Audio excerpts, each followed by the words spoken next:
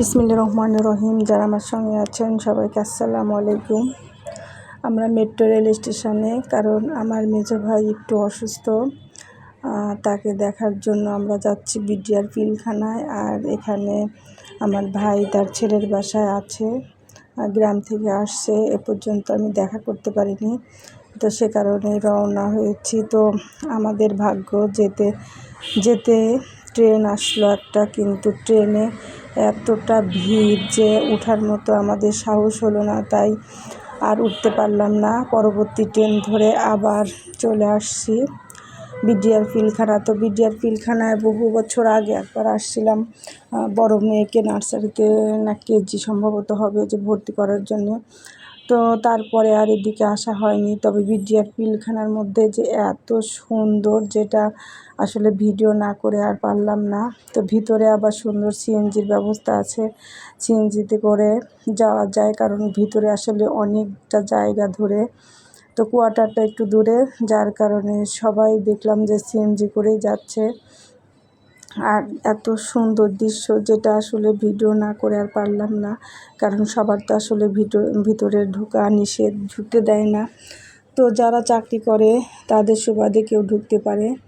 তো আমরাও যা হোক ভাতিজার উপলক্ষে আমরা একটু ঢুকতে পারলাম, কারণ এর ভিতরে ঢোকার আমার বহুদিনের ইচ্ছা ছিল। কারণ বহু বছর আগে যখন বিডিআর পিলখানায় যে অনেক ঝামেলা হয়েছিল, মারামারি, তখন আমি ধানমন্ডি ভূতের গুলিতে থাকতাম। তো আমার বাসার থেকেই মনে হচ্ছিল যে ওই দিন টিনের ঘরের উপর বৃষ্টি হলে যেমন, বা বরই পড়লে যেমন শব্দ হয়, তেমন শব্দ, গুলির শব্দ পাচ্ছিলাম। তখন থেকেই বিডিআর পিলখানার ভিতরে আমার ঢোকার একটু শখ, যে কেমন একটু দেখব। তো আমার ভাতিজা হচ্ছে আমাদের এই সিএনজিতে উঠিয়ে দিয়ে ও সাইকেল নিয়ে যাচ্ছে। ও অবশ্য পোস্টিং হয়ে গেছে নীলফামারী, 24 তারিখে ওর জয়েন্ট। তো সব দিক মিলিয়ে আমাদের আসলে যাওয়া হলো। আর এখানে গিয়েই আমার মেয়ে রাস্তায় দেখেছে যে এখানে চিড়িয়াখানা আছে, তো সে কারণে আমার ভাতিজা রিয়াদকে বলেছে চিড়িয়াখানা দেখব। তো চিড়িয়াখানা দেখা উপলক্ষে আবার আমরা খাওয়া দাওয়া শেষ করে একবারে বিদায় নিয়ে বের হয়েছি।